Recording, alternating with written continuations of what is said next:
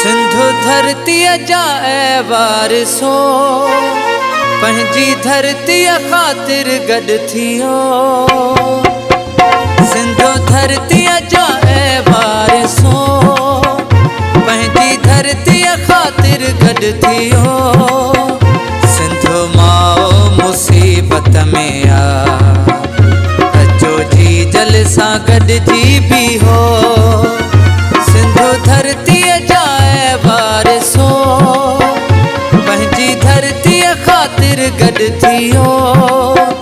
सिंधु माओ मुसीबत में आ अचो जी जल सां गॾिजी बीहो। सिंधु धरती जा वारसो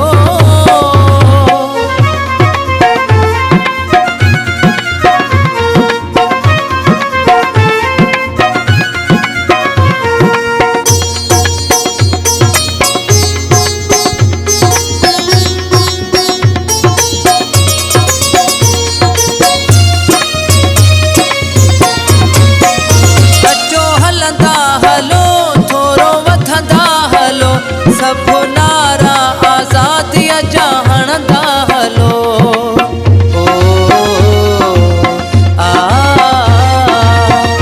अचो हलंदा हलो थोरो वधंदा हलो।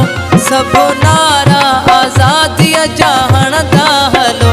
ओ सिंध जा धणी ॻाढ़ा परचम खणी ऐं बैत भिटाईअ जा पढ़ंदा हलो।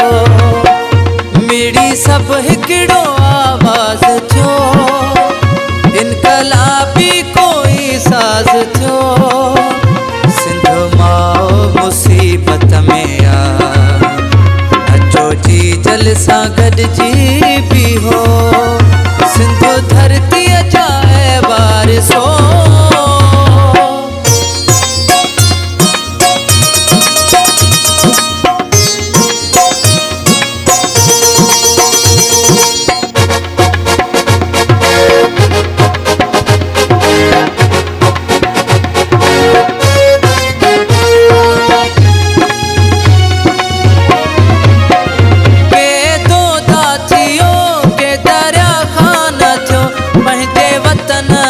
पाण ई निगहबान थियो।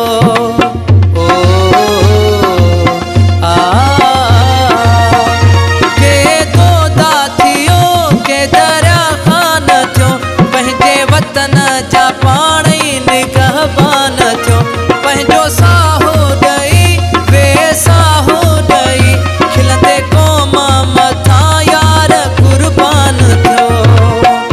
जुड़ी सभु हिकिड़ी ज़ंजीर थियो पाण ई पंहिंजी तक़दीर थियो।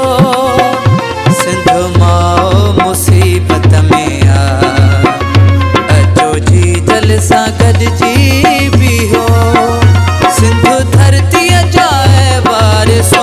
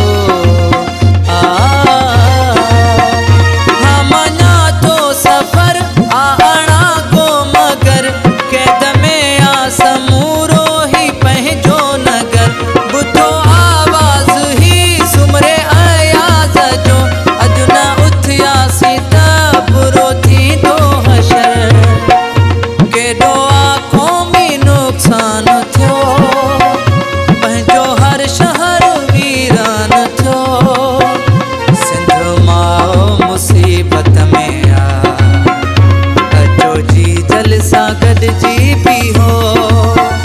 सिंधु धरती जा वारसो पंहिंजी धरती ख़ातिर गॾु थियो।